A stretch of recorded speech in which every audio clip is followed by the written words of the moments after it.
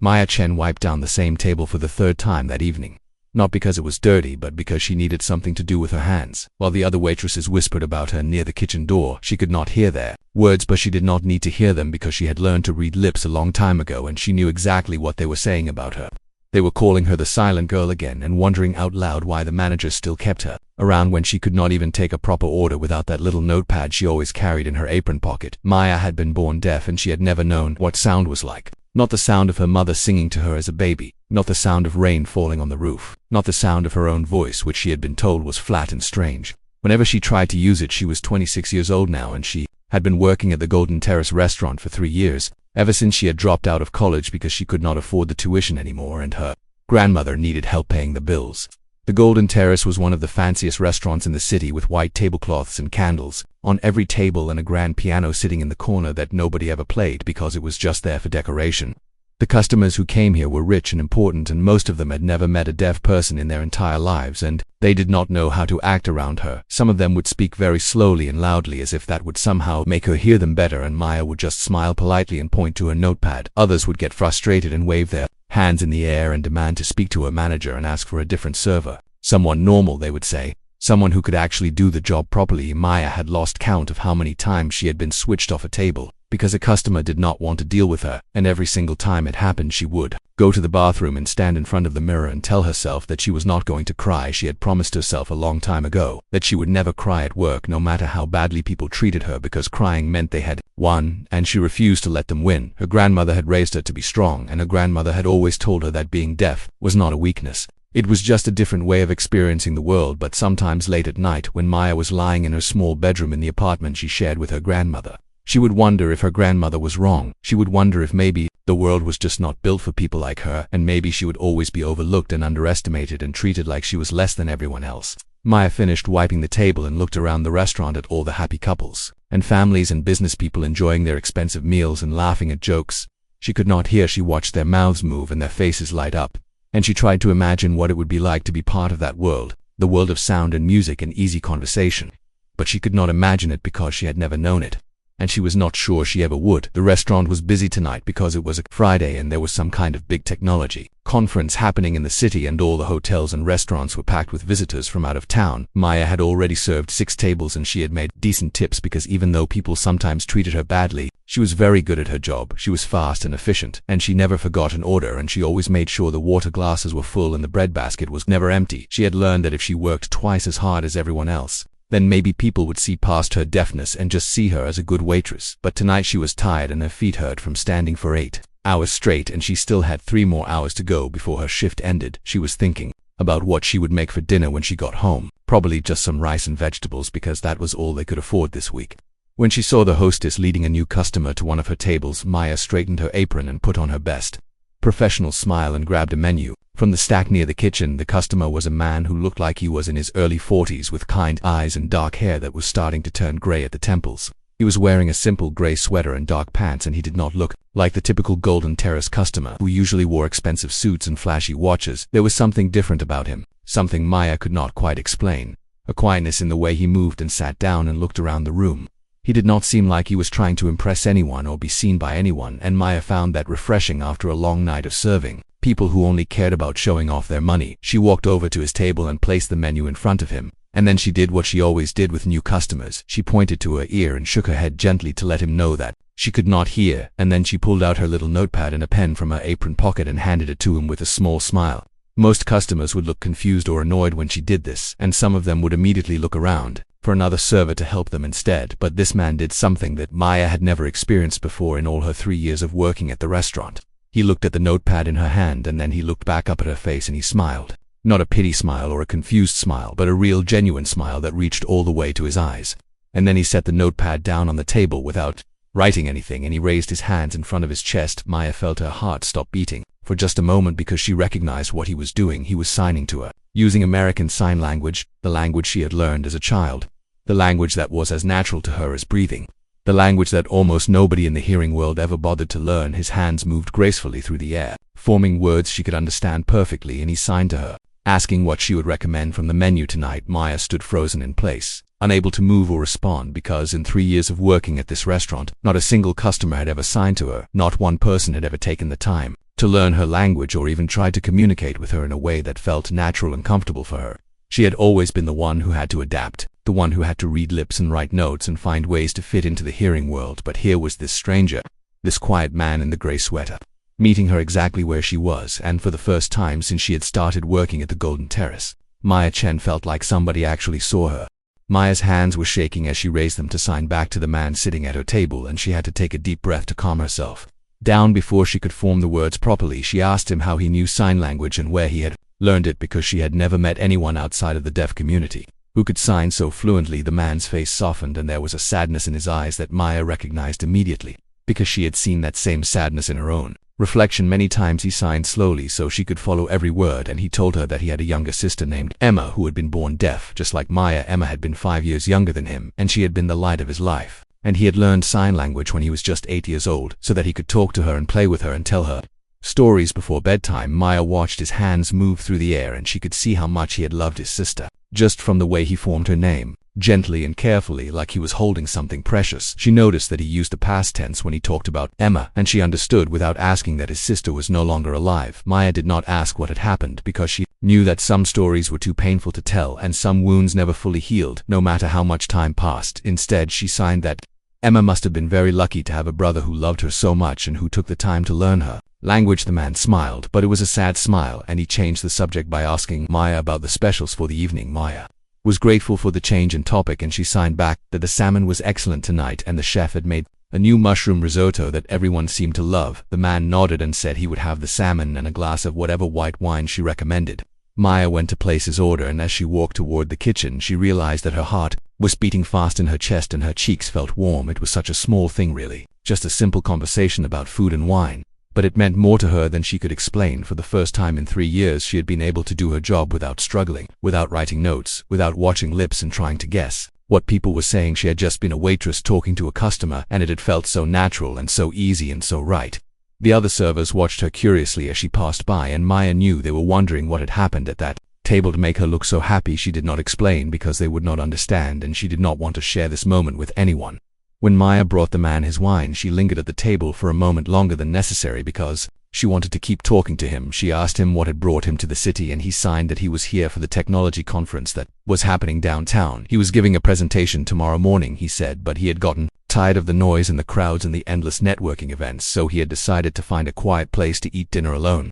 Maya nodded because she understood the need for quiet, even though her world was always quiet in a different way. She asked what kind of technology he worked with, and he signed that his company built software that helped make the world more accessible for people with disabilities. He said they were working on new programs that could translate spoken language into sign language in real time, and other programs that could help blind people navigate cities using just their phones. Maya's eyes widened because she had heard about technology like this, but she had never met anyone who actually worked on building it. She asked him what his company was called, and he hesitated for just a moment before signing the name. Horizon Tech. The name sounded familiar to Maya, but she could not remember where she had heard it before, and she did not want to seem rude by asking more questions when she should be working. She told him she would be back with his food soon, and she went to check on her other tables, but she kept glancing back at him throughout the evening, watching him eat his salmon and drink his wine and look around the restaurant with those quiet, observant eyes. He did not check his phone even once, which Maya found unusual because every other customer she served was constantly looking at their screens. He just sat there peacefully enjoying his meal and watching the world around him like he had all the time in the world and nowhere else to be. When Maya brought him his bill, she signed that she hoped he had enjoyed his dinner, and he signed back that it was the best meal he had eaten in months. But it was not just the food, he said. It was the company. Maya felt her face flush red with embarrassment because she was not used to compliments, especially not from customers, who usually did not even look her in the eye. She asked if there was anything else he needed, and he shook his head and pulled out his wallet to pay. As he was counting out the cash, Maya noticed that he was leaving a very large tip, much larger than the bill itself. She started to sign that it was too much, but he held up his hand to stop her. He signed that she had given him something valuable tonight, a conversation in his sister's language, and that was worth more than any tip he could leave. Maya did not know what to say, so she just signed thank you and watched as he stood up from the table and put on his jacket. Before he left, he turned back to her one more time and signed that he hoped she knew how special she was and that the world needed more people like her. And then he walked out into the rainy night, and Maya stood there holding the cash in her hand, feeling like something important had just happened, even though she did not fully understand what it was. The other servers were staring at her now, not even pretending to hide their curiosity, and the manager came over to ask If everything was okay, Maya nodded and said everything was fine, and she tucked the money into her apron and went back to work. But for the rest of the night she could not stop thinking about the man in the gray sweater, the man who knew sign language, the man who had talked about his deaf sister with such love and sadness in his eyes. She wondered if she would ever see him again, and she hoped that she would, even though she knew it was unlikely. Customers came and went at the Golden Terrace, and most of them never returned, and Maya had learned not to get attached to anyone who walked through those doors. But there was something different about this man, something that made her feel like their paths were meant to cross again. She did not know his name, and she did not know that he was one of the most powerful businessmen in the country. She did not know that his company was worth billions of dollars, or that his face had been on the cover of magazines and newspapers dozens of times. All she knew was that he had treated her like a human being, like an equal, like someone worth talking to, and in Maya's world, that was the rarest gift of all. When her shift finally ended at 11 o'clock, she walked out the back door of the restaurant, into the cold night air, and she looked up at the sky and smiled. For the first time in a very long time, she felt hopeful about something, even though she could not explain what that something was. She pulled her coat tighter around her shoulders and started walking home, thinking about the man and his sister Emma and the technology company that was trying to make the world more accessible. Maybe the world was changing, she thought. Maybe things were getting better for people like her. Maybe there was a place for her after all. She did not know it yet, but that simple dinner service had set something in motion. Something that would change her life forever. The man in the gray sweater had noticed her in a way that nobody else ever had, and he was already thinking about her as he sat in his hotel room, looking out at the city lights. Daniel Reeves had met thousands of people in his life, but Maya Chen was different, and he could not stop thinking about the young deaf waitress who had served him salmon and signed with him about his sister. He had a feeling that their story was just beginning. The next evening, Maya arrived at work expecting it to be just another ordinary Friday night at the Golden Terrace, but something inside her felt different. She had dreamed about the man in the gray sweater all night long, dreaming about his kind eyes and his gentle hands forming words in the air, and the way he had smiled at her like she was a real person and not just a problem to be dealt with. She had woken up that morning and told herself to stop being silly because he was just a customer, and customers never came back, and she would probably never see him again. But when she walked through the back door of the restaurant and put on her apron, she could not help looking around the dining room, hoping to catch a glimpse of him. The restaurant was even busier than the night before because the technology conference was in full swing, and every table was filled with people in expensive clothes talking loudly about money and business and the future of innovation. Maya moved through the crowd, taking orders and delivering food and trying to stay focused on her work, but her eyes kept drifting to the front door every time someone new walked in. 3 hours into her shift, she had almost given up hope when she saw the hostess leading someone to a table in her section. It was him. The man in the gray sweater was back, and he was being seated at the exact same table where he had sat the night before. Maya felt her heart jump in her chest, and she had to remind herself to breathe. As she grabbed a menu and walked over to greet him, he looked up as she approached, and his face broke into a wide smile like he had been hoping to see her too. He signed hello and asked if she remembered him from last night, and Maya signed back that of course she remembered him. How could she forget the only customer who had ever spoken to her in her own language? He laughed, and it was strange to watch someone laugh without hearing the sound, but Maya had gotten used to that a long time ago. She could see the joy in the face and the way his shoulders shook, and that was enough for her. He asked if she could sit down and talk with him for a few minutes, and Maya looked around nervously at the other tables that needed attention. She signed that she was working and she could not really take a break right now, but she would try to come back between serving other customers. He nodded and said he understood, and he ordered the same salmon as the night before. Because it had been so good, Maya went to place his order, and for the next hour she rushed back and forth between his table and her other customers, trying to steal a few moments of conversation. Whenever she could, he told her more about his life and his work, and she learned that he had started his company 15 years ago in a small garage with nothing but a computer and a dream.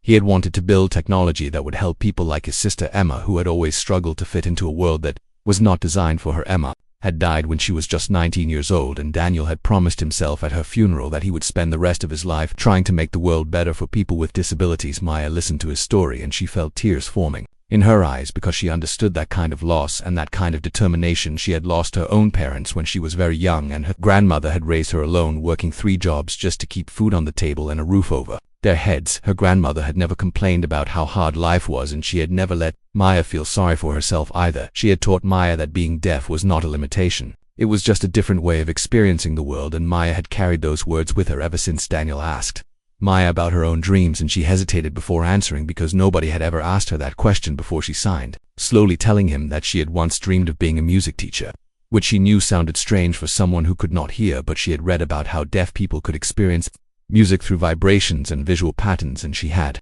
always thought it would be amazing to teach deaf children how to feel music even if they could not hear it.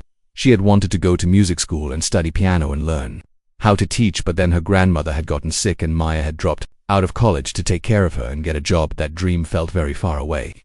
Now she signed and she had accepted that it would probably never come true. Daniel listened to her story with intense focus, and Maya could see something changing in his expression, like a light was turning on behind his eyes. He signed that her dream was not crazy at all, and in fact, it was exactly the kind of thinking the world needed more of. He told her that his company was working on new technology that could translate music into vibrations and visual patterns, and that they were looking for people who understood what it was like to be deaf and to love music at the same time.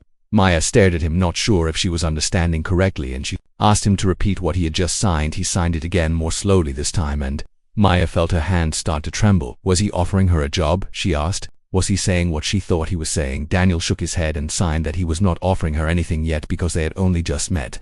And he did not want to make promises he could not keep, but he said he would love to talk to her more and learn more about her ideas and see if there might be a place for her at his company. Maya did not know what to say, and she just stood there with her mouth open until one of the other servers tapped her on the shoulder and pointed to a table that needed attention. She signed that she had to go back to work, and Daniel nodded and said he understood, but before she walked away, he reached into his pocket and pulled out a business card and handed it to her. She looked down at the card and saw his name printed in elegant letters. Daniel Reeves, Chief Executive Officer, Horizon Technology. Maya's eyes went wide because she suddenly realized why the name Horizon Tech had sounded so familiar. She had seen articles about this company, and she had seen this man's face in magazines and on television, and she had never made the connection until this moment. Daniel Reeves was one of the richest and most successful businessmen in the entire country, and he was sitting here in her restaurant eating salmon and signing with her like they were old friends. She looked up at him with shock on her face, and he just smiled and signed that he hoped she would call him sometime. Maya walked away from the table in a daze, unable to process what had just happened. She served her other customers on autopilot, barely paying attention to what she was doing because her mind was spinning with questions. Why would someone like Daniel Reeves be interested in talking to her, a simple waitress who had never finished college and had nothing special to offer the world? She must have misunderstood something, she told herself. There must be some mistake, but the business card was real and solid in her hand, and his words had been clear and unmistakable. He wanted to talk to her about her dreams and her ideas, and maybe even give her a chance to work at his company. It seemed impossible, but Maya had learned a long time ago that impossible things sometimes happened when you least expected them. She tucked the business card into her apron pocket next to her little notepad, and she promised herself that she would think about it carefully before making any decisions. For now, she had tables to serve and customers to take care of, and she could not afford to get distracted by dreams that might never come true. But as she worked through the rest of her shift, she kept touching the business card in her pocket just to make sure it was still there, and every time she looked over at Daniel Reeves sitting quietly at his table, she felt something she had not felt in a very long time. She felt hope. Daniel Reeves came back to the Golden Terrace every night for the rest of the week, and every night he sat in Maya's section, and they talked for hours in sign language between her serving other customers. The other waitresses had started to notice, and they whispered among themselves, wondering who this mysterious man was and why he kept coming back to see the deaf girl. Maya ignored their whispers because she had bigger things to think about now. Each conversation with Daniel opened up new worlds inside her mind and made her believe that maybe her life could be different. Maybe she did not have to spend the rest of her days carrying plates and writing down orders on a little notepad. Daniel told her about the projects his company was working on. Things that sounded like science fiction but were actually real. There was a glove that could translate sign language into spoken words so deaf people could communicate with anyone. There was a program that could add captions to any video in real time so deaf children could watch movies and television shows without missing anything. And there was something special he was developing, a piano that could translate music into patterns of vibration so deaf people could feel the notes through their skin. That last project was the one that interested Maya the most because it connected to her old dream of teaching music to deaf children. She asked Daniel 100 questions about how it worked, and he answered every single one patiently and thoroughly. He explained that the piano was connected to a special vest that people could wear, and when someone played a note on the piano, the vest would vibrate in a specific pattern in a specific place on the body. Low notes would vibrate near the stomach and high notes would vibrate near the shoulders, and the strength of the vibration would match how loud the note was. It was like translating sound into touch. He signed, and Maya understood immediately because she had been doing something similar her whole life. She had always experienced music through vibrations, putting her hand on speakers at parties or standing close to live bands so she could feel the bass thumping in her chest. But this was different. This was more precise and more detailed, and it could actually let deaf people understand the difference between individual notes and chords and melodies. Maya told Daniel about her grandmother's old record player and how she used to put her hands on it when she was a little girl, trying to feel the music that everyone else could hear. She told him about how she used to watch her grandmother's fingers move across the piano keys and how she had taught herself to play by memorizing the patterns. Even though she could never hear the sounds she was making, Daniel listened to her stories with wonder in his eyes, and he signed that she was exactly the kind of person he had been looking for. He said his engineers were brilliant at building technology, but they did not understand what it was like to be deaf, and they did not know how to design things that would actually work for deaf people in the real world. He needed someone who could be a bridge between the two worlds, someone who understood both the technology and the human experience of living without sound. Maya laughed and signed that she was just a waitress, and she did not know anything about technology or engineering, but Daniel shook his head firmly and signed that she was wrong about herself. He said she knew more than she realized, and her experience living as a deaf person in a hearing world was exactly the expertise his company needed. He asked her about her daily challenges, and she told him about all the little frustrations that hearing people never thought about. She told him about how exhausting it was to read lips all day because she had to concentrate so hard on every conversation. She told him about how she missed so much information because people talked to each other without including her, or because announcements were made over speakers she could not hear. She told him about how lonely it could feel to be surrounded by people who were laughing and talking and sharing jokes, that she could never be part of. Daniel took notes on everything she said, typing on his phone with fast fingers and nodding along as she signed. He said every single thing she told him was valuable, and his team would use this information to make their products better. Maya felt strange being listened to so carefully, because she was used to being overlooked and ignored, and she did not know how to handle this much attention. One night toward the end of the week, Daniel asked Maya about her grandmother, and Maya's face lit up as she signed about the woman who had raised her. Her grandmother's name was Lin, and she was 72 years old, and she was the strongest person Maya had ever known. Lin had come to America from China when she was just 18 years old, with nothing but a small suitcase and big dreams. She had worked in factories and restaurants and cleaning offices, saving every penny she could so she could build a better life for her family. When Maya's parents had died in a car accident when Maya was only 3 years old, Lin had taken her in without hesitation and raised her as her own daughter. Lin had learned sign language when she was already in her 50s so she could communicate with her granddaughter, and Maya still remembered how hard she had studied every night after work, her old hands forming new shapes in the air. Daniel's eyes were wet as he listened to Maya's stories about her grandmother, and he signed that Lin sounded like an amazing woman. He asked if he could meet her someday, and Maya was surprised by the request. She signed that her grandmother was very private and did not like meeting strangers, but she would ask her. That night when Maya got home from work, she found her grandmother sitting in her favorite chair by the window, looking out at the city lights like she always did before bed. Maya sat down next to her and told her all about Daniel Reeves, the rich businessman who kept coming to the restaurant to talk with her. Lin listened carefully, watching Maya's hands move through the air, and when Maya finished telling the story, her grandmother was quiet for a long moment. Then Lin signed that she could see something different in Maya's eyes, something she had not seen in a very long time. It was hope. Lin signed, real hope, and that was a precious thing that should not be ignored. Maya asked her grandmother what she should do, and Lin smiled and signed that Maya already knew the answer. She said Maya had been hiding from the world for too long, afraid to dream too big, afraid to take chances, afraid to believe that good things could happen to her. But this man had shown up in her life for a reason. Lin signed, and Maya needed to find out what that reason was. Maya hugged her grandmother tightly, feeling the warmth of her small body and smelling the familiar scent of jasmine tea and old books. She signed that she was scared, and Lin signed back that being scared was normal, but being brave meant doing things anyway. The next night, Maya went back to work with a new feeling in her heart, a feeling of possibility and excitement, and yes, a little bit of fear too. Daniel was already there waiting for her at his usual table, and when she walked over to greet him, he signed that he had something important to ask her. Maya's heart started beating faster as she waited to hear what he had to say. Daniel signed that the technology conference was ending tomorrow, and he would be going back to his office in another city, but before he left, he wanted to invite her to visit his company and see the work they were doing firsthand. He wanted to show her the vibrating piano and introduce her to his team and talk more about how she might be able to help them. It would just be a visit, he signed. No pressure and no commitment, just a chance to see what was possible. Maya stood there for what felt like forever, her mind racing through all the reasons she should say no. She had her job at the restaurant and her grandmother to take care of, and she had never traveled anywhere or done anything important in her whole life. But then she remembered what her grandmother had said about being brave and doing things anyway. She raised her hands and signed one word: yes. It was Daniel's last night in the city, and he had invited Maya to have dinner with him at the Golden Terrace after her shift ended.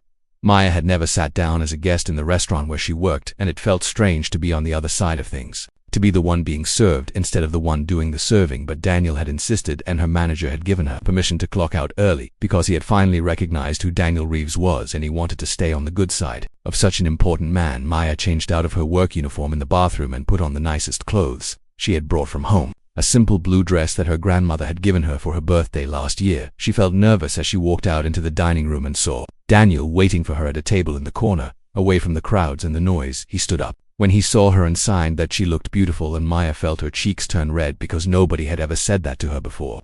They sat down together, and for the first time Maya did not have to rush off to serve other customers or worry about her other tables. She could just sit and talk and be present in the moment, and it felt like a gift she did not deserve.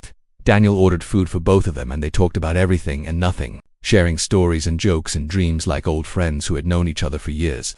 Maya found herself laughing more than she had laughed in a long time, and she was surprised by how comfortable she felt with this man she had only just met. She asked him about his childhood, and he told her about growing up in a small town where everybody knew everybody and where his family had been the only one with a deaf child, his sister. Emma had struggled in school because there were no resources for deaf students, and the other kids had bullied her for being different. Daniel had appointed himself her protector from the time he was 8 years old, and he had gotten into many fights defending her honor, but Emma had been strong in her own way, and she had never let the bullies break her spirit. She had loved music more than anything in the world, even though she could not hear it, and she would spend hours sitting at the piano in their living room, feeling the vibrations through her fingers and creating melodies that only she could understand. Daniel's eyes grew distant as he told these stories, and Maya could see that the memories were both precious and painful for him. She asked how Emma had died, and Daniel was quiet for a long moment before answering. He signed that Emma had gotten sick when she was 18, a rare kind of cancer that had spread through her body before anyone knew it was there. She had fought hard for a year, but in the end the disease had been too strong and she had passed away just 2 weeks before her 20th birthday. Daniel had been at her bedside when she took her last breath, and the last thing she had signed to him was a request. She had asked him to build a world where deaf people could experience music the way she had always dreamed of experiencing it. He had promised to her that he would, and he had spent the last 20 years trying to keep that promise. Maya reached across the table and took Daniel's hand in hers, and she did not need to sign anything because sometimes words were not enough. They sat there in silence for a while, just holding hands and understanding each other in a way that went beyond language. The restaurant had started to empty out as the night grew late, and most of the other diners had already left, but near the entrance there was still a group of loud businessmen who had been drinking wine all evening and getting louder and more obnoxious with each passing hour. Maya had noticed them earlier when she was still working, and she had been glad that they were not in her section, because they seemed like the kind of customers who would make her life difficult. Now she watched as one of them stood up from the table and walked over to the old grand piano that sat in the corner of the restaurant. The piano had been there for as long as Maya could remember, and it was supposed to be just for decoration. Nobody ever played it, and she had heard that it was badly out of tune and probably had not been touched in years. The drunk businessman sat down at the piano bench and started banging on the keys, making horrible sounds that Maya could not hear but could see in the wincing faces of everyone around her. His friends laughed and cheered him on as he pretended to be a concert pianist, hammering away at the keys with no skill or grace. Then one of his friends made a joke and pointed at Maya, and even though she could not hear what he said, she could read his lips well enough to understand. He had said something about how even the deaf girl could play better than that. The other men laughed, and Maya felt her face burn with shame and anger because she was used to being the target of cruel jokes, but it never stopped hurting.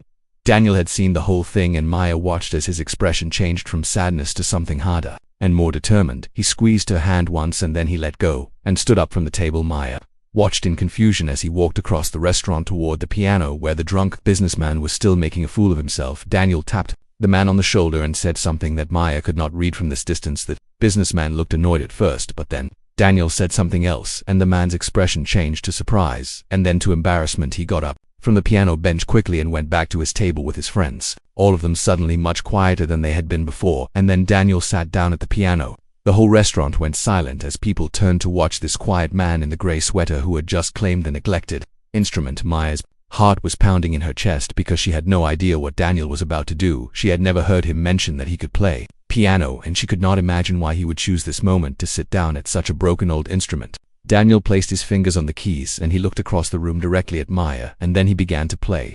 Maya could not hear the music, but she could see the effect it had on everyone in the room.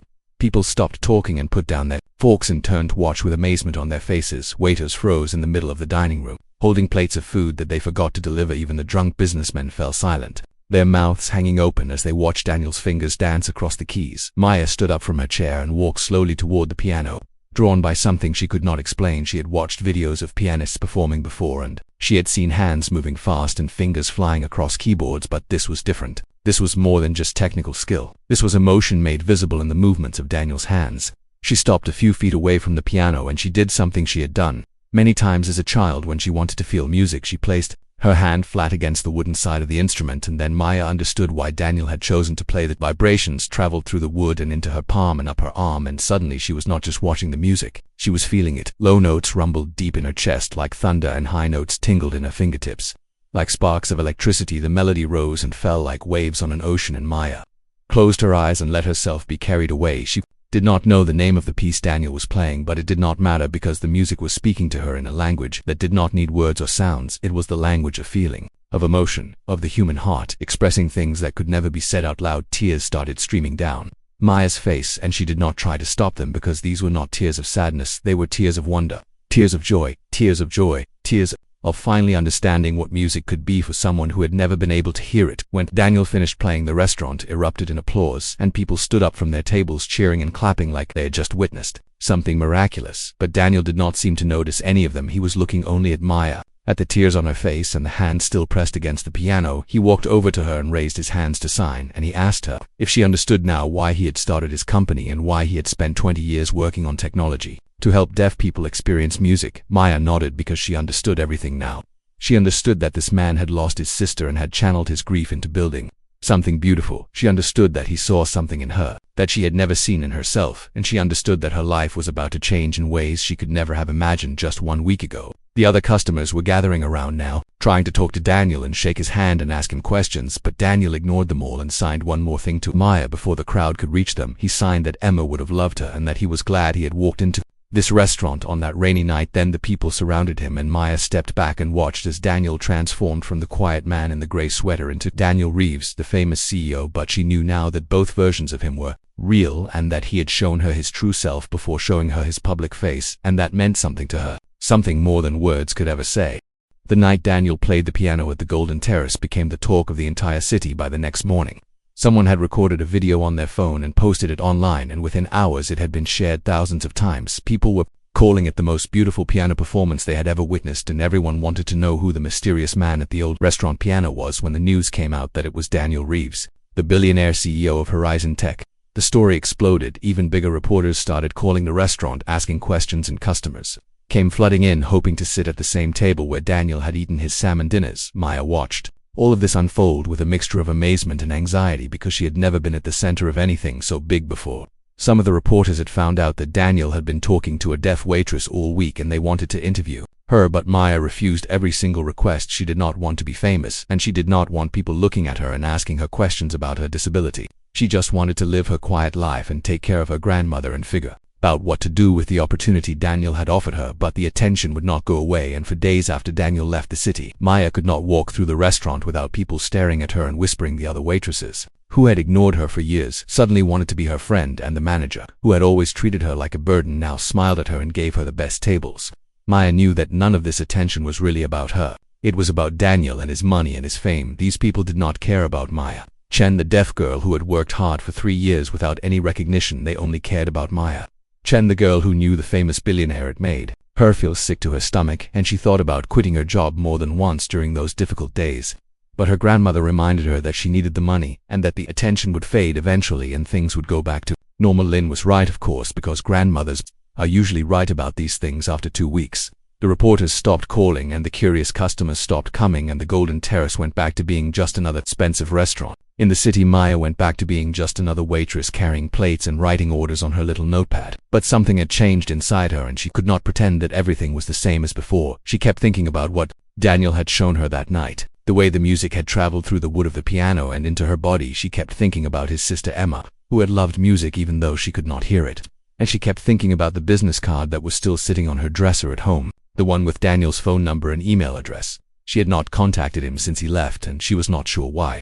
Part of her was scared that he had changed his mind, or that the whole thing had been some kind of dream that would disappear if she tried to make it real. Part of her was scared of leaving the only life she had ever known, even if that life was hard and lonely and full of people who did not understand her. And part of her was scared of failing, of going to his company and discovering that she was not smart enough or talented enough to do the work he wanted her to do. Her grandmother watched her struggle with these fears and said nothing for many days, because Lin believed that some lessons had to be learned on your own. But one night when Maya came home from work looking more tired and defeated than usual, Lin sat her down at the kitchen table and made her a cup of jasmine tea. She signed to Maya that she had a story to tell, a story she had never told anyone before. Maya watched her grandmother's hands move through the air, and she listened with Her whole heart. Lynn told her about coming to America when she was just 18 years old. Leaving behind everyone and everything she had ever known, she told her about the fear she had felt on the airplane, looking down at the ocean and wondering if she was making the biggest mistake of her life. She told her about the years of struggle and loneliness and working jobs that made her body ache and her spirit weary. But she also told her about the moments of joy and connection and triumph that had made all the hard times worth it. She told her about meeting Maya's grandfather at a bus stop on a rainy day and falling in love with his kind smile. She told her about holding her daughter for the first time and feeling like her heart would burst with happiness. She told her about the day Maya was born and how she had looked into her granddaughter's eyes and seen a whole universe of possibility. Lynn sighed that life was full of doors and most people were too scared to open them. They stood outside looking at the door and imagining all the terrible things that might be on the other side. But the truth was that you never knew what was behind a door until you opened it and walked through. Sometimes it was disappointment and sometimes it was pain, but sometimes it was everything you had ever dreamed of. Maya had tears in her eyes as she watched her grandmother sign these words because she knew that Lynn was talking about more than just doors. She was talking about Daniel's offer and the chance to change her life and the fear that was holding Maya back. Lynn reached across the table and took Maya's hands in her own small wrinkled fingers. She signed that Maya had spent her whole life proving that she could survive in a world that was not built for her. She had worked twice as hard as everyone else just to be seen as equal. She had endured cruelty and ignorance and loneliness without ever giving up. But surviving was not the same as living, and Maya deserved to do more than just survive. She deserved to chase her dreams and take risks and find out what she was truly capable of. Maya asked her grandmother what she should do, and Lynn smiled and signed that Maya already knew the answer. She had known it from the moment Daniel first signed hello to her at that restaurant table. She had known it when she felt the music vibrating through the piano and into her soul. She had known it every single day since then when she woke up thinking about possibilities instead of limitations. Maya sat there for a long time holding her grandmother's hands and thinking about everything she had said.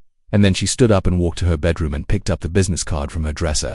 She looked at Daniel's name and his phone number and his email address, and she made a decision that would change everything. The next morning, Maya called in sick to work for the first time in 3 years. She sat down at her computer and wrote an email to Daniel Reeves telling him that she was ready to visit his company. She told him that she was scared, but that she was not going to let her fear stop her anymore. She told him that she wanted to see the vibrating piano and meet his team and learn about the work they were doing. And she told him that whatever happened next, she would always be grateful to him for showing her that there was more to life than just surviving. She read the email 3 times to make sure there were no mistakes, and then she pressed send. Before she could change her mind, the reply came back. Within an hour, Daniel wrote that he had been hoping to hear from her and that he had a plane ticket waiting for her whenever she was ready. He wrote that his team was excited to meet her and that they had been making progress on the vibrating piano project, and he wrote that he believed in her, even if she did not believe in herself yet. Maya read his words over and over again until she had memorized every single one. Then she went to tell her grandmother the news, and Lynn hugged her so tight that Maya thought she might never let go. For the first time in her life, Maya Chen was going to walk through a door without knowing what was on the other side, and she was not going to look back. Maya had never been on an airplane before, and she spent the entire flight gripping the armrests so tightly that her knuckles turned white.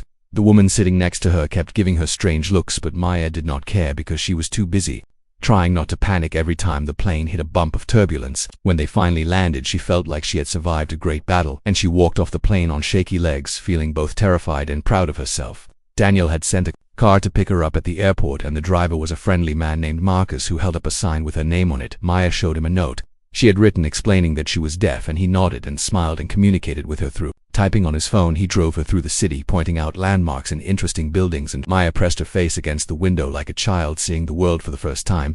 Everything was so big and so different from the small neighborhood where she had spent her entire life. She saw skyscrapers that seemed to touch the clouds and parks filled with people and shops selling things she had never even heard of. By the time they arrived at Horizon Tech headquarters, Maya's heart was beating so fast she thought it might explode out of her chest.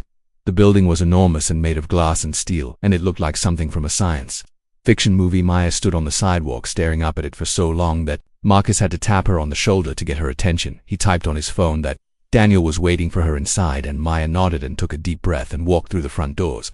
The lobby was filled with people rushing back and forth looking busy and important, and Maya felt completely out of place in her simple clothes and worn shoes.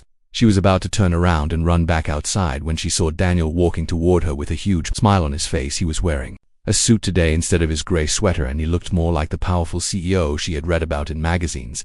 But when he raised his hands to sign hello, his eyes were the same kind eyes she remembered from the restaurant. He asked her how her flight was, and she signed that it was terrifying, but she had survived. He laughed and signed that he was proud of her for being so brave. Then he took her on a tour of the building, showing her all the different departments and introducing her to dozens of people whose names she immediately forgot. Everyone was friendly and welcoming, and several of them knew some basic sign language, which surprised and touched Maya. Daniel explained that he required all his employees to learn at least a few signs so they could communicate with deaf visitors and colleagues. It was a small thing he signed, but small things added up to big changes.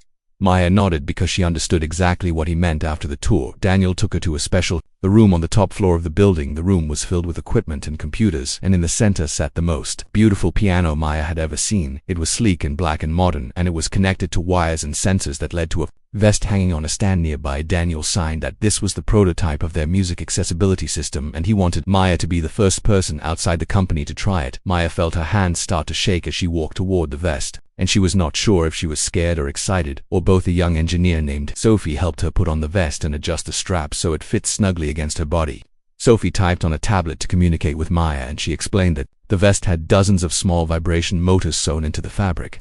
Each motor was connected to a different note on the piano, so when someone played the piano, Maya would feel the music all across her body. Maya nodded to show she understood, and then she stood in the middle of the room and waited. Daniel sat down at the piano and placed his fingers on the keys. He looked at Maya and signed, asking if she was ready. Maya signed back that she was ready, and she closed her eyes. The first note hit her like a wave of warmth spreading across her chest. It was not like feeling vibrations through a wooden piano or a speaker. This was something completely different, something more precise and more detailed and more alive. The second note came, and it was higher than the first, and she felt it tingling near her collarbone. The third note was lower, and she felt it rumbling near her stomach, and then Daniel started playing a real melody, and Maya gasped because suddenly she was not just feeling individual notes. She was feeling music. The melody rose and fell like a bird flying through the sky, and she could feel every turn and every dive. She could feel the difference between happy notes and sad notes, between loud notes and soft notes. She could feel the rhythm and the tempo and the emotion behind every single sound. Tears started streaming down her face, but she did not open her eyes because she did not want this moment to end. Daniel played for what felt like hours, but was probably only a few minutes. When he finally stopped, Maya stood there in silence for a long moment before opening her eyes. Everyone in the room was watching her, and she could see that some of them had tears in their eyes. Daniel walked over to her and signed, asking her what she thought. Maya tried to find the words to describe what she had just experienced, but there were no words in any language that could capture it, so instead she just signed two words: "Thank you." Daniel smiled and signed that he was the one who should be thanking her. He said that watching her experience the music had shown him that all their hard work had been worth it. He said that this technology was going to change the lives of millions of deaf people around the world, and he said that he wanted Maya to be part of making that happen. He offered her a job right there on the spot, not as an engineer or a programmer, but as the director of their new educational outreach program. Her job would be to travel to schools and community centers and teach deaf children how to experience music using this technology. She would be the face of the program and the voice for people who had no voice in the hearing world. Maya stared at him, unable to believe what she was hearing.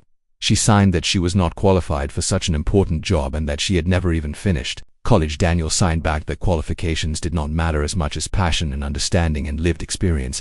He said that Maya had something no degree could teach. She knew what it was like to be deaf in a hearing world. She knew what it felt like to be overlooked and underestimated, and told that she could not do things, and she had the ability to connect with deaf children and their families in a way that no hearing person ever could. Maya thought about her grandmother's words about opening doors and not being afraid of what was on the other side. She thought about all the years she had spent hiding from the world and settling for less than she deserved. She thought about the little girl she used to be, the one who dreamed of teaching music to deaf children, and then she signed one word: yes. Daniel's face broke into the biggest smile she had ever seen, and he hugged her right there in front of everyone. The other employees started clapping and cheering, and Maya felt like she was in a dream that she never wanted to wake up from that night. Daniel took her out to dinner to celebrate, and they talked for hours about their plans for the future.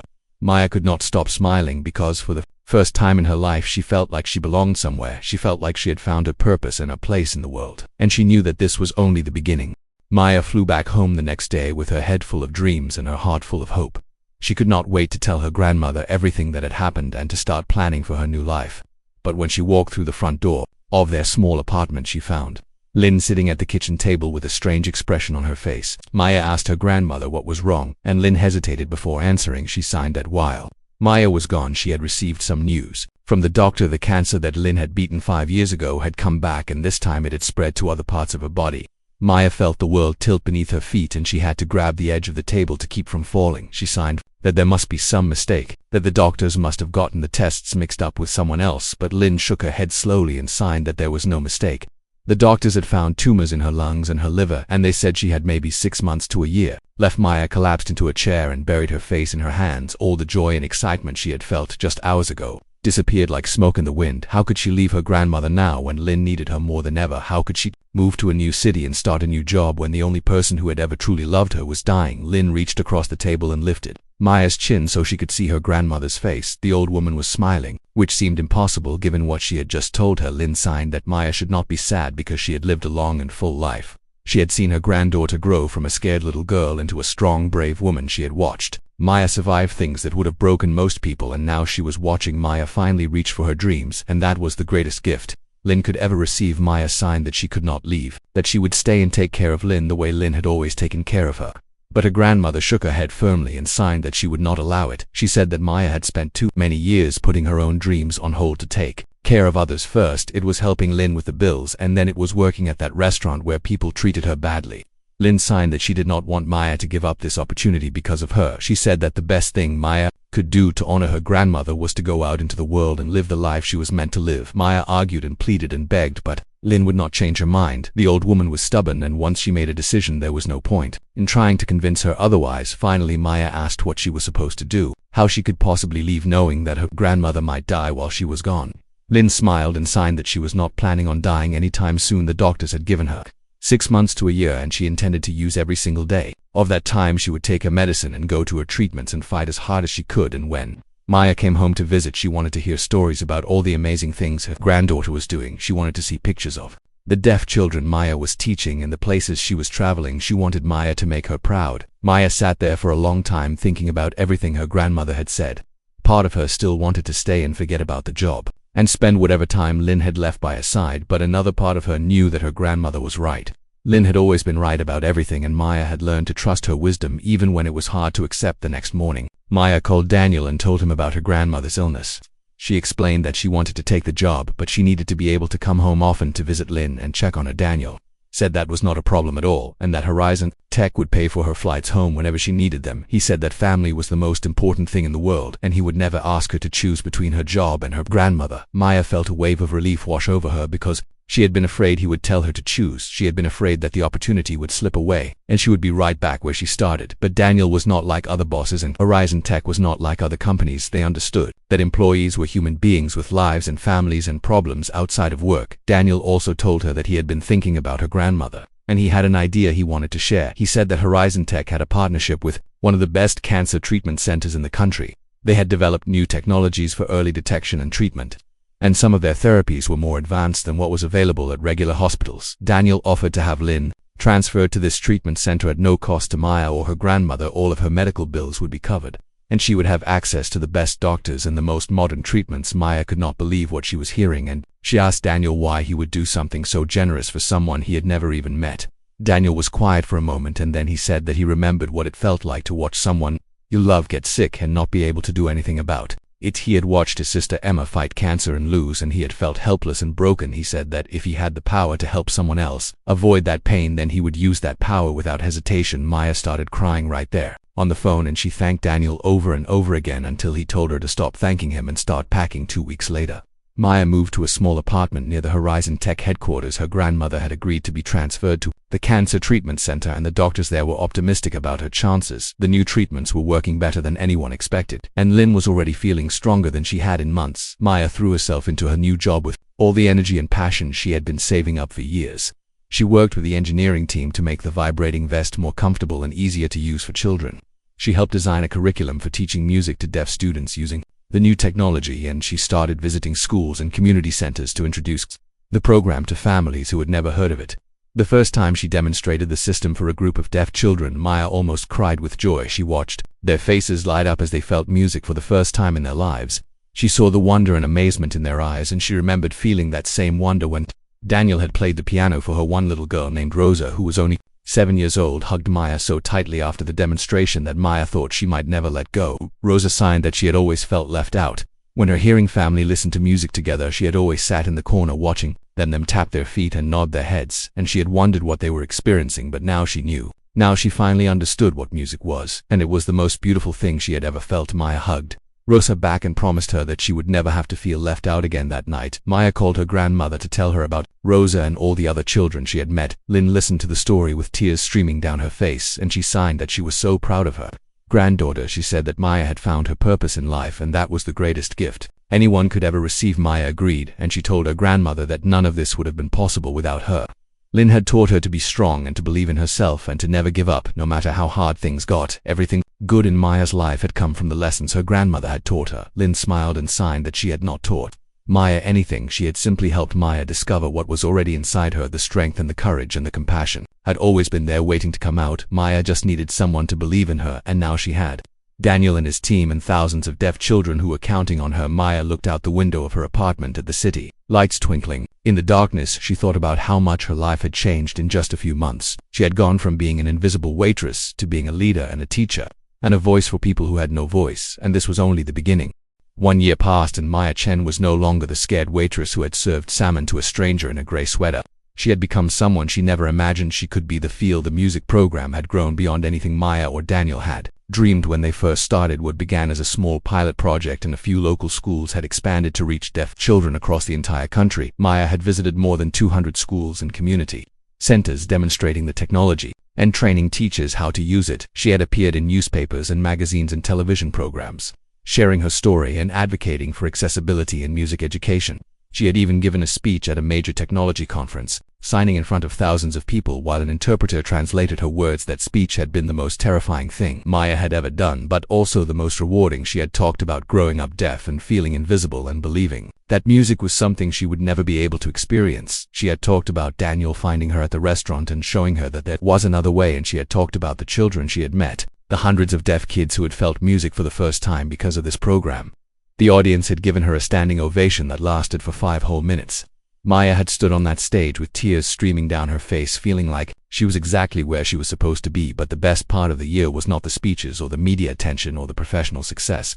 The best part was watching her grandmother get better. The doctors at the cancer treatment center had been amazed by Lynn's progress. The new therapies were working even better than expected, and the tumors were shrinking month after month. By the end of the year, Lynn was declared cancer-free, and the doctors said it was one of the most remarkable recoveries they had ever seen. Maya flew home to celebrate with her grandmother, and they spent 3 days together eating good food and telling stories and laughing until their stomachs hurt. Lynn signed that she always knew she would beat the cancer because she had too much to live for. She said she had to stay alive to see her granddaughter change the world, and she was not going to let a little thing like cancer stop her.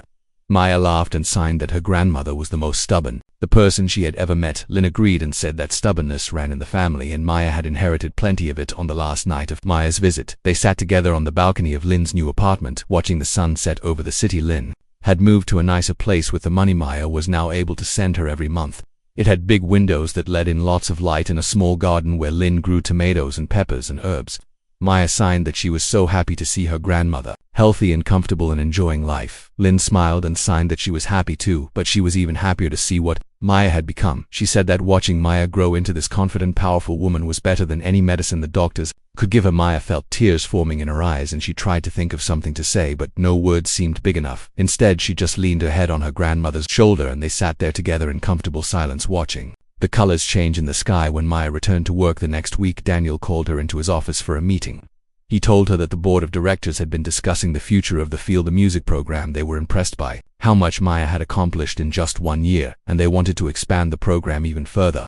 They wanted to take it international and bring the technology to deaf children in other countries around the world. But to do that, they needed someone to lead the global expansion, someone who understood the technology and the mission and the community they were serving. Daniel signed that he had recommended Maya for the position, and the board had agreed unanimously. He was offering her a promotion to Vice President of Global Accessibility Outreach. Maya stared at him, unable to process what he was saying. She signed that she was not qualified for such an important position and that there must be other people who were better suited for the job. Daniel shook his head and signed that there was nobody better suited than her. He said that Maya had something that could not be taught or learned from books. She had the ability to connect with people and inspire them and make them believe that change was possible. She had already transformed the lives of thousands of children in one country. Now she had the chance to transform the lives of millions around the world. Maya asked for some time to think about it, and Daniel said she could take as long as she needed. She walked out of his office and went to the roof of the building where she liked to go when she needed to clear her head. She stood there looking out at the city and thinking about how far she had come. Just 2 years ago she had been a waitress, who was afraid to dream too big. She had accepted that her life would be small and quiet and unremarkable. She had given up on the idea that she could ever make a difference in the world, but then Daniel had walked into that restaurant and signed hello, and everything had changed. He had seen something in her that she could not see in herself. He had believed in her when she did not believe in herself, and because of his belief, she had become someone new, someone brave, someone who was not afraid to take leaps of faith. Maya thought about all the deaf children she had met over the past year. She thought about Rosa and the hundreds of other kids who had felt music for the first time. She thought about their faces lighting up with wonder and their families crying with joy. She thought about how much more she could do if she had the resources and the platform to reach even more children, and she made her decision. She went back down to Daniel's office and signed that she would take the job. Daniel's face broke into a huge smile, and he signed that he knew she would say yes. He said that Maya was the bravest person he had ever met, even braver than his sister Emma. Maya signed that she did not feel brave. She just felt like she was doing what she was supposed to do. Daniel signed that was exactly what bravery was. It was not the absence of fear. It was doing what you knew was right even when you were scared. Maya nodded because she understood now. She had been scared her whole life. Scared of rejection, scared of failure, scared of hoping for too much, but she had learned that fear was not a reason to stop.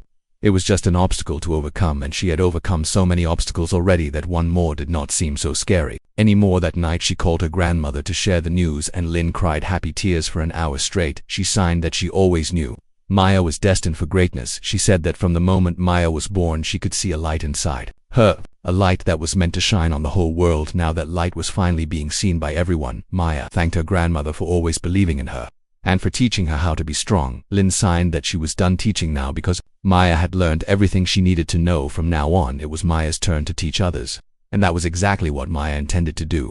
5 years had passed since Maya Chen first served salmon to a stranger in a gray sweater at the Golden Terrace restaurant. In those 5 years, she had traveled to 47 countries and met hundreds of thousands of deaf children and the families. The Feel the Music program had become one of the most successful accessibility initiatives in history. More than 10 million deaf children around the world had now experienced music through the vibrating vest.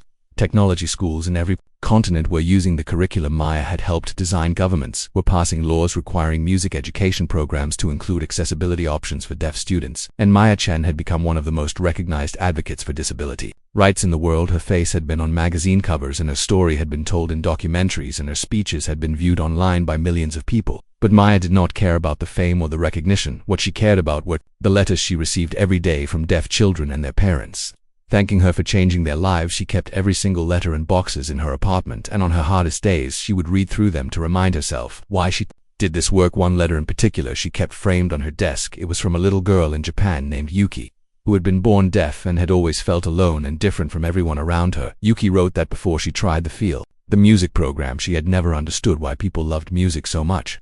She had watched her family sing and dance and cry at concerts, and she had felt like an outsider looking in through a window.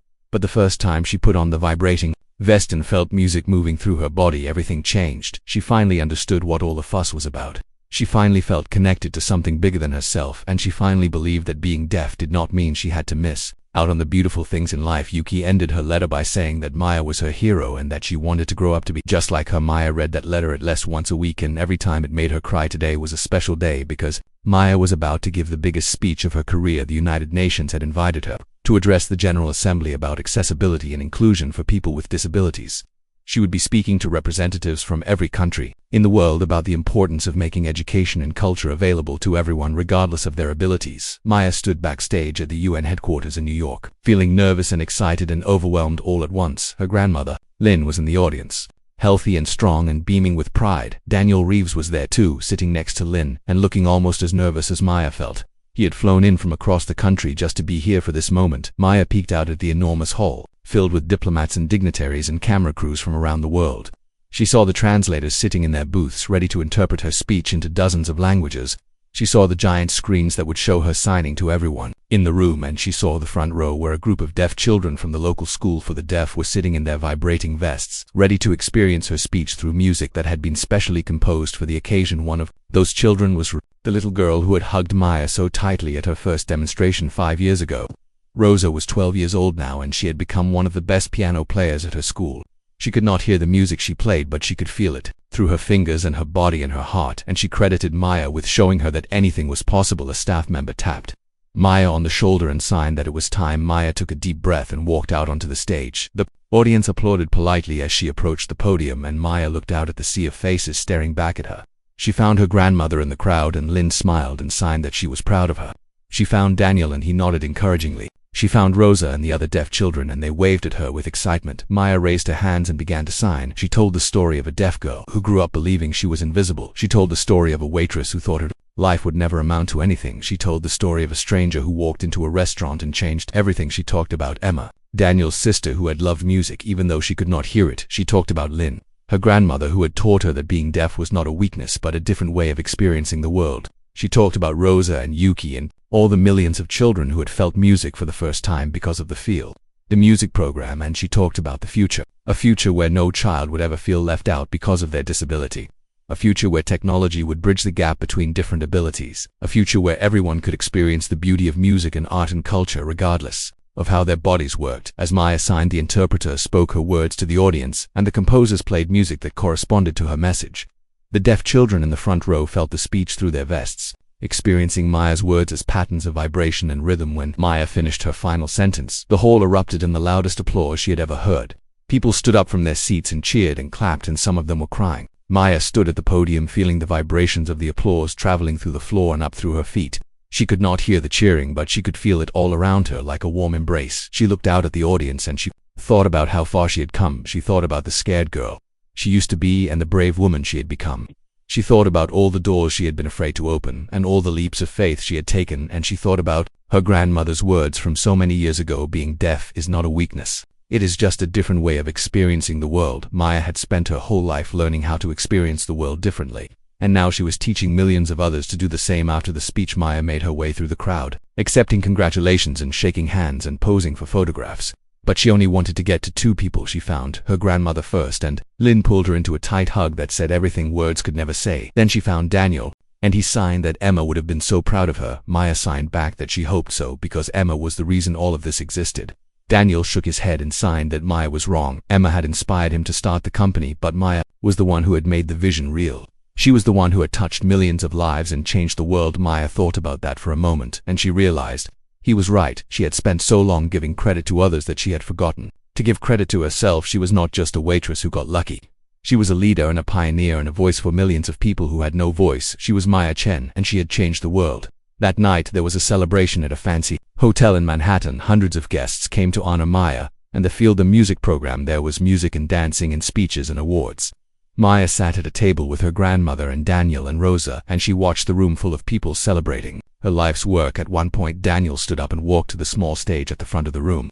He sat down at the piano that had been set up there, and he began to play. It was the same piece he had played at the Golden Terrace restaurant 6 years ago, the piece that had first shown Maya what music could feel like. Maya put on a vibrating vest and closed her eyes and let the music wash over her. She felt every note, every chord, every emotion that Daniel poured into the keys, and she thought about the journey that had brought her here, from a deaf girl who felt invisible to a woman who was seen by the whole world, from a waitress who dreamed of teaching music to a leader who had taught millions, from someone who was afraid to hope to someone who gave hope to others every single day. When Daniel finished playing, Maya opened her eyes and found him looking at her from across the room. He signed 2 words. "Thank you." Maya signed back, "No, thank you," and they both smiled because they knew that neither of them could have done this alone. They had found each other in that restaurant on a rainy night, and together they had created something beautiful, something that would keep growing and spreading and changing lives long after they were gone. That was the true meaning of the Feel the Music program. It was not just about technology or music or accessibility. It was about connection, about two people from different worlds finding each other and deciding to make the world better together.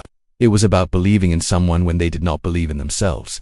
It was about opening doors and taking leaps of faith and never giving up no matter how hard things got. Maya Chen had learned all of these lessons, and now she was passing them on to the next generation.